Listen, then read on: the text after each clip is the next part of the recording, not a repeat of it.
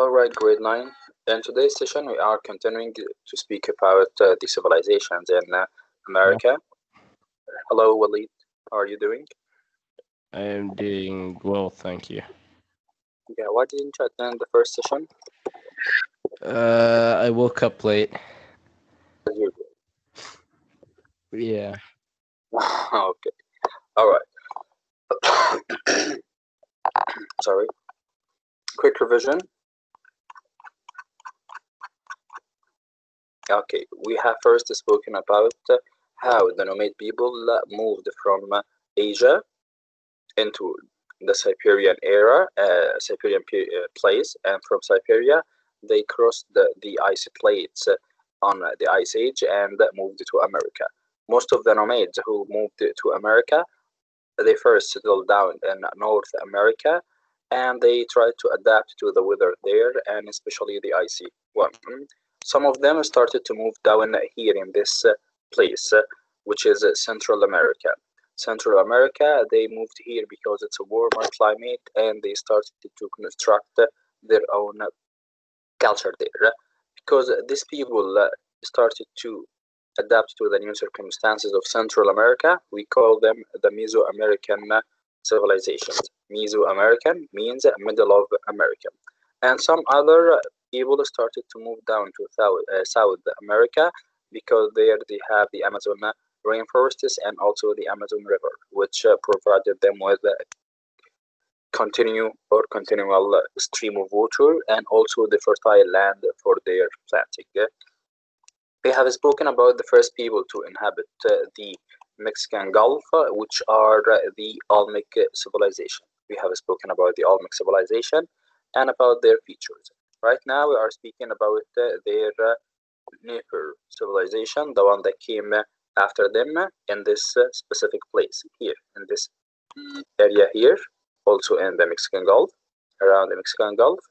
Here arose the Maya civilization. So, what is the Maya civilization? When did it start and how did it begin? So, let's check. The Maya. Okay, Ibrahim, will you start? I will start. Okay. Yes. Okay. 105. Okay. What page? 105. 100 and.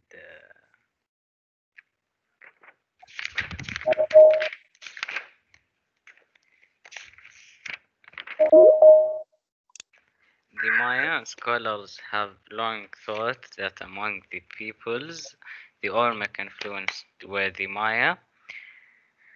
New evidence suggests that the Maya may have developed ceremonial centers about the same time as the Olmec. By 300 BC, the Maya were building large cities such as El Mirdal and in Guatemala. By about 250 AD, the Maya Golden Age, known as the Classic Period, began with city-states flourishing from the Yucatan Peninsula in southern Mexico through much of Central America. Alright, so here in the Maya, first they began in 250 AD. The Maya civilization began in 250 AD. This period was known as the Maya Golden Period. The Maya Golden Period. Why would we just name any period of a civilization a golden age or a golden period? Can anyone answer? Probably because it's where they flourished the best, or Exactly. They had a means of their life and they flourished a lot. So there was a meaning for their life. So they flourished and they named this period a flourishment golden period or a golden age. So because of this golden age, later we have something that is called the city-states. We have already studied the city-states in both the Paleolithic and Neolithic periods. What is the meaning of a city-state?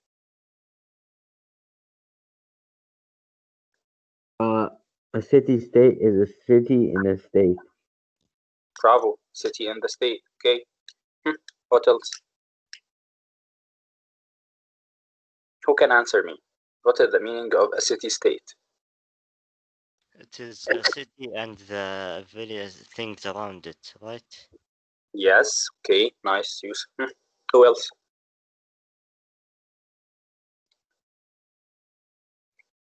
So, what is the difference between a city and a state? A city is okay. I just forgot. Sorry, your voice is lagging.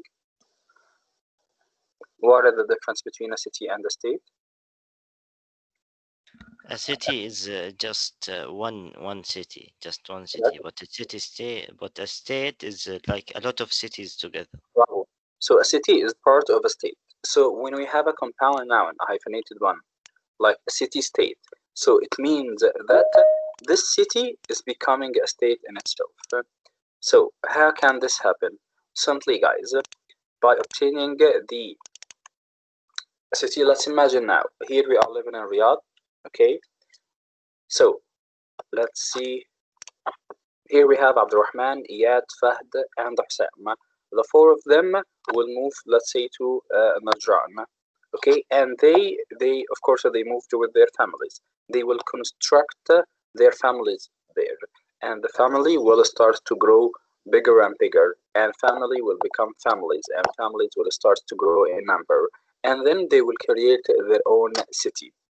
Ibrahim, Mus'ad, Naif, Nawaf did the same in another place. Rayan, Saad, Salim, Walid did the same. Yazid, Yusuf, and I went to another place and did the same thing. So each group of us went to a place and we started to settle down in that place in order to find the water and the fertile land for our agriculture. And after doing so, we started to grow in number. Each city that each group of us constructed is now governed by their own rules, the tribal ones, right? So this city now will become a title of a city-state, like a city with its own leader, with its own rules and government. Of course, the rule and the government may vary from one civilization to another. For example, for the Paleolithic period, they chose a leader for them. Other civilization, they chose the high supreme priest, etc. Okay, so each city that is governed by its own rules is called a city-state. It's totally distinctive, totally separate from that of another city within the same civilization. Okay, so the Mayan started to construct city-states, meaning that each city of these cities in front of you here, okay, is considered to be a city-state, means its own government or has its own legal system. Okay, so the city-state started to flourish. We have the example of a city-state. We have the Yucatan Peninsula in southern Mexico through much of Central America. Okay, so the golden age of the Maya started from approximately 258 AD, and during that period, the Maya civilization started to flourish and to construct the city-state. What about farming? Farming is one of the most important features of any civilization. First, the nomad people, they were living in the Paleolithic period, and after discovering farming and settled down, they started to enter the Neolithic one. And by entering the Neolithic period, they started to farm the land. But which are the land that I must farm? If now we are moving to a new place, what is the most or what is the best land that we can farm in? One in the desert or one by the river?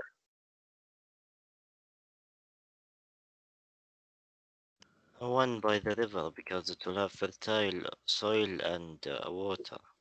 Exactly. So they started to find places where they can develop their agriculture. And the best places for them were the tropical forests, the forests and the rainforests also, because they have both things. They have the continual current of water, either from rivers or from rain. And the second thing is the fertile land.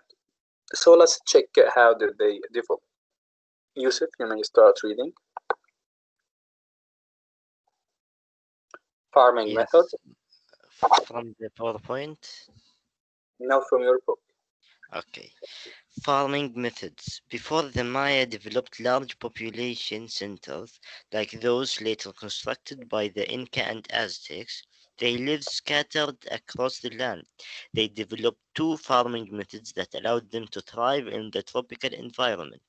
In many areas, farmers burned down forests and then cleared the land in order to plant on it. After a few years, the fields were no longer fertile.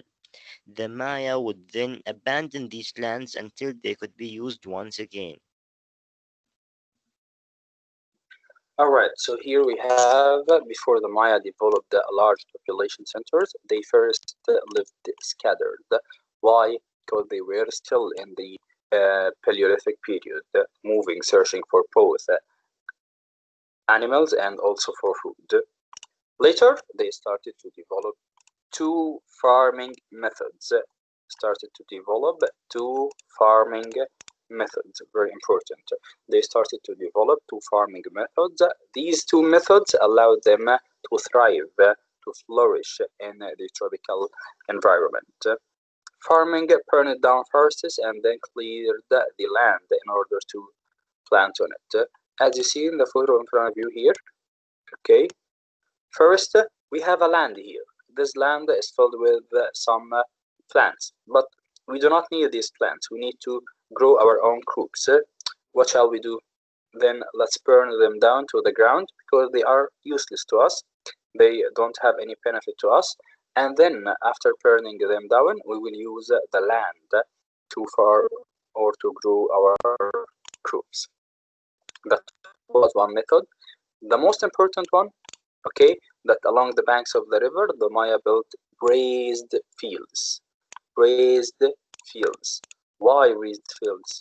Because in the time of flood, as you all know, at the time of flood, okay, water may start to rise, and by rising, it will just destroy all of your crops. I don't want this to happen, so what shall I do? So simply, the Mayan started to make raised fields because this raised fields will be above the level of the flooded water, so the crops will not be destroyed. Okay, so they adapted two methods by burning down the forests and by making the raised fields. What about the city-states? Let's see. Yeah,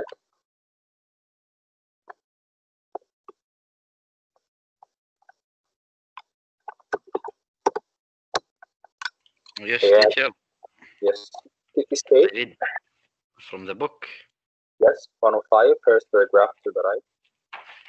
Okay, 1 second.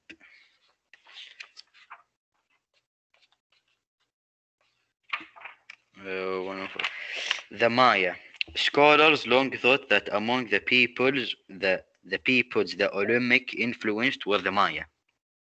New evidence suggests that the Maya may have developed ceremonial centers about the same time as the Olmec.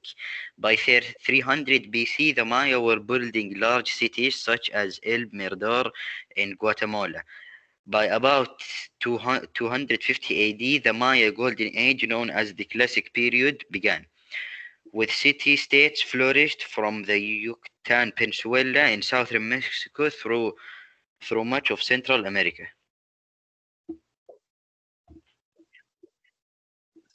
I continue. Okay. Farming methods. Before the Maya developed large population centers like those later constructed by the Inca and Aztecs, they lived scattered. And go to the city-state, first paragraph to the right. What, teacher? Your voice cut. City-state, first paragraph to the right. City-states Ah, ruled okay. over the people. City-states ruled over the people. The Maya cities that developed before and during the classic period never formed an empire. Instead, individual and powerful city-states evolved. The smaller city-states ruled over the people living directly within and near their borders. The largest ones regained yes, over neighboring areas as well, often requiring nearby cities to show alliance to their kings and to participate in their ritual activities. Over the course of hundreds of years, many different city-states held power, with warfare and trade and a constant theme of life among them. Cities such as Palquin, Copan, and Pedris Negras all carried great influence in their name, but the largest and most supreme power resided in the rules of Tikal and Calakmul. While the Maya were not united politically as later Aztec and Inca civilizations came to be, city-states maintained regular contact through a system of economic exchange, which generated much wealth. Traders carried valuable cargoes long distances by sea and along roads made of packed earth. Trade goods include items of daily use, such as money, salt, and cotton, and non-essential but prized items, such as feathers, jade, and jaguar pelts. These, these goods might have been used in ceremonies or to show status. So suddenly the city-states were created in order to protect people and their interests. They were not totally united because the city-state allowed them just to live in the period of being isolated from others. Yet this isolation was not total, as they had traded with other people. The most important point in the city-state is that the Maya broke their civilization up into different city-states. Each state of these was having its own system. Each city-state was ruled by a god king. Why a god king? Because in both the Maya and the Olmec, the leader of the city-state was the most supreme priest. This most supreme priest just tells us about his relation to gods. And because there is a direct contact between him and God, he was seen as divine as a god. Theocracy also based around gods. At the center of each city-state was a large pyramid used for religious purposes.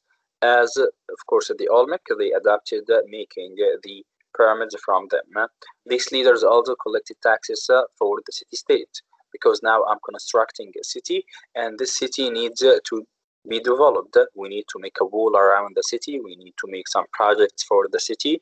And all of this money will be collected from the taxes that the peasants will pay. The main city were usually surrounded by rural areas or farmlands, forests, and even some small villages out of the city-states. Cities were linked through trade. So this city here will start to trade with its neighboring city. That's how they kept connected among themselves. So, although that city-states mean that each city is isolated in itself, yet the isolation between the cities was not total, as they had traded among each other. Last point about social hierarchy. Let's see. Walid, still with us? Of course, I'm with you, but I'm not really focused because I'm doing one thing, but I'm doing projects and stuff. Yeah, I'll read, I guess. 106? Sorry? 106. Okay, let me get the book.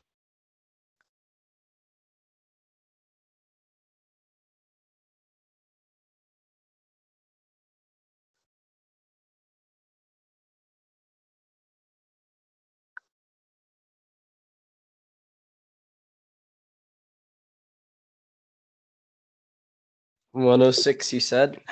Yeah. Okay. One sec.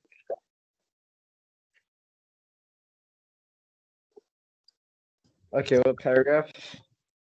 First one.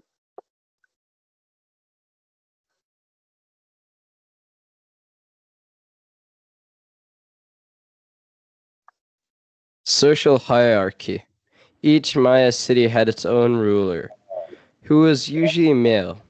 Maya records and carvings show that women occasionally governed on their own, uh, own, or in the name of young sons.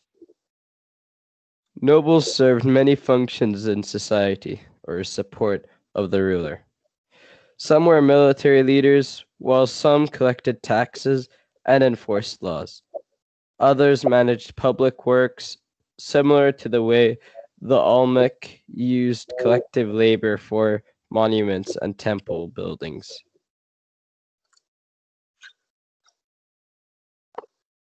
Yes. Scribes, painters, and sculptors were also very highly respected. Merchants may have formed a middle class in society, though the wealthiest and most powerful merchants were certainly nobles, as they had been in the Olmec civilization. Last paragraph. The majority of the Maya were famous farmers. They grew maize, beans, and squash, the basic food crops of Mesoamerica, as well as fruit trees, cotton, and brilliant tropical flowers. To support the cities, farmers paid taxes on food and worked on construction projects. Some cities also included a population of slaves, who generally were commoners who had been captured in war. Okay, so let's now speak about the hierarchy of the social features of the Maya.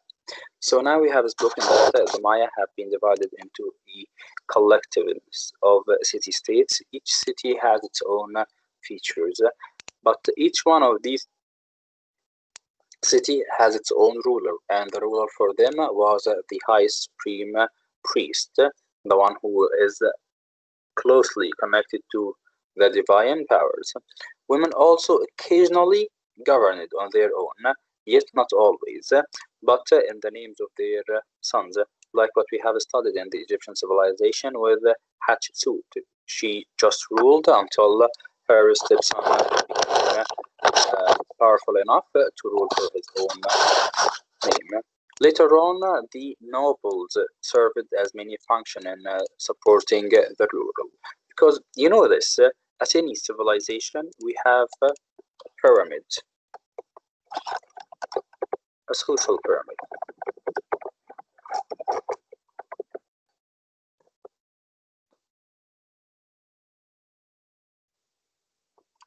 Okay, at any civilization, the ancient Egyptian, the Chinese, the Maya, the Olmec, the Aztec, any of the civilization that you are studying up till this day, they are the same thing. We have at the summit of the pyramid, we have the pharaoh, we have the king, we have the queen, we have the supreme leader. Any of this, okay, all of them are Egyptian. Okay, simply we have the upper class. So the upper class here, only approximately 10% of the people, which are the king, queen, and the royal nobles, okay, and the government officials. In the middle, we have the merchants, and mostly the merchants came from the noble families because they are wealthy enough to trade with goods, and the majority of people are the working class. In most civilizations that we have already studied, the working class are the peasants, and beneath the peasant we have the slaves. So this pyramid is applied to all civilizations that we have studied, upper class, middle class, and the lower one. Applying this to the Maya, we have that the noble served for many rules, and the scripted painters were highly respected. Merchant formed the middle class in society, and the majority of the Maya, like the Egyptian, like the Aztec, like the Chinese, they are peasant farmers. To support the city-state, of course, as we have spoken a couple of minutes ago, that each ruler collected taxes from the people after the harvest season. Those taxes were used to construct some projects for the city-state. Some city also included slaves. Okay, these slaves were brought from other cities or even from the villages outside the city-state. Any questions so far?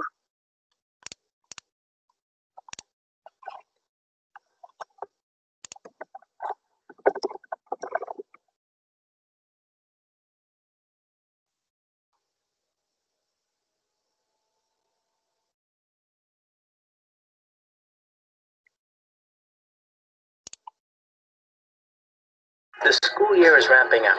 Stay motivated with Check Study Pack and don't miss a thing. School is bad.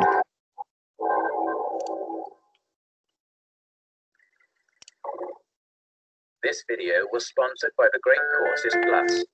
Gods and tall stone pyramids soared above the treetops. There in those jungles stand ancient stones etched with dates and writings that tell the story of one of history's most fascinating and dynamic civilizations. These belong to the ancient Maya. The Maya have a 4,000-year-long history, something that is near impossible to realistically cover.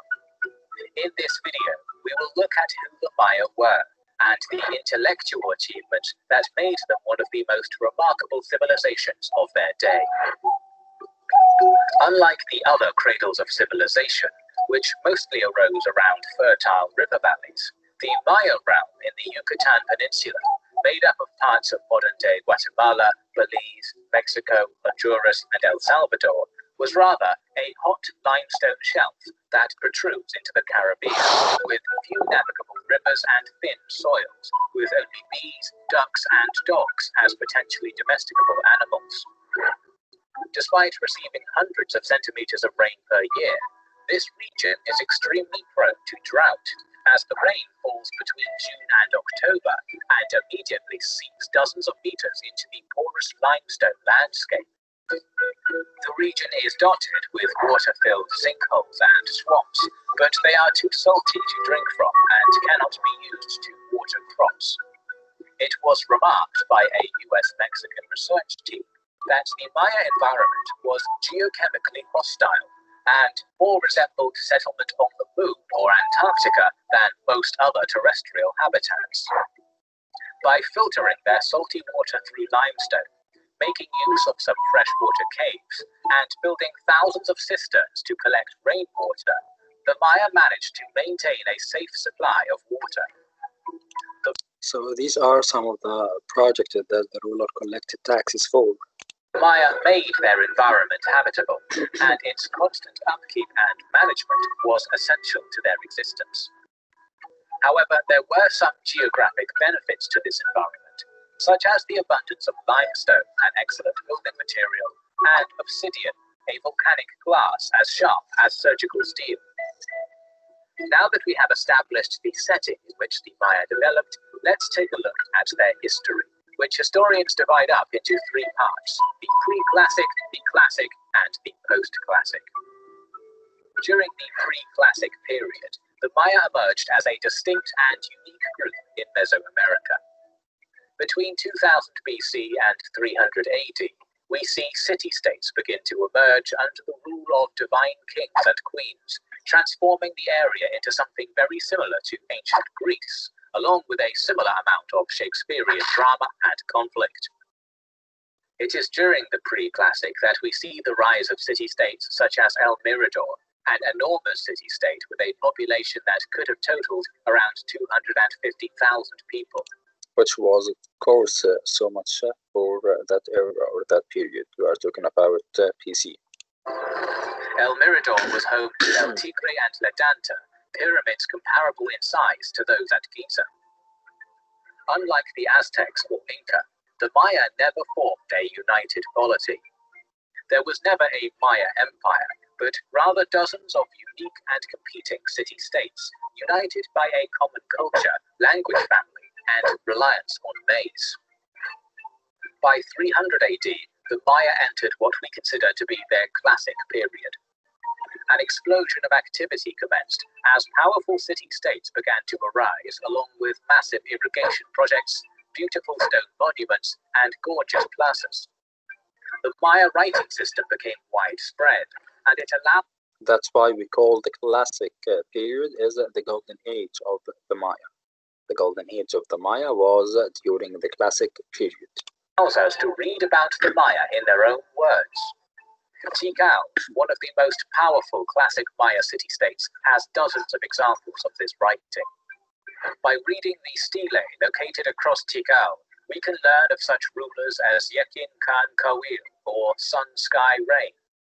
He ascended to the throne on the 8th of December, 734 AD, a date we are certain of because we can rely on the advanced Maya calendar dates inscribed at the site. Tikal, like most Maya cities, was constructed around plazas, the center of the city where the main ceremonial places, temples, pyramids, and ball courts were. Under the rule of Yekin Khan Kawil, one of the most famous structures of Tikal, the Temple of the Great Jaguar, was built. This massive 47-meter tall pyramid was dedicated to his father, who was buried within it. It soared above the treetops and could be seen from across the city. So, how did the Maya construct these incredible stone structures? Maya architects had invented a concrete-like fill. They piled up rubble and limestone-rich mud to form an incredibly durable foundation. The foundation, which initially appeared rough and ugly, was then covered with another invention, Maya stucco. This was a white plaster made of limestone-covered rubble with a smooth finish that could easily be molded into works of art. Once this process was complete, the pyramid or structure was usually painted a bright red color. Using this method, the Maya could continuously build taller and taller structures by simply covering the old pyramid in rubble and then plastering over it again. Thus, over thousands of years, Maya cities constantly grew by paving over themselves. From the top of these pyramids, rituals and ceremonies were carried out in full view of the city they towered above. Priests painted a bright blue color, and kings, or ahauas as the Maya called them, would carry out these vital ceremonies, many of which needed to involve the most sacred substance in the Maya universe, blood. In the Maya worldview, the gods created everything and therefore demanded something in return. This debt to the gods could be paid in many ways. Their dancing, burning of incense, and even elegant words could be offered, but blood acted as the ultimate payment.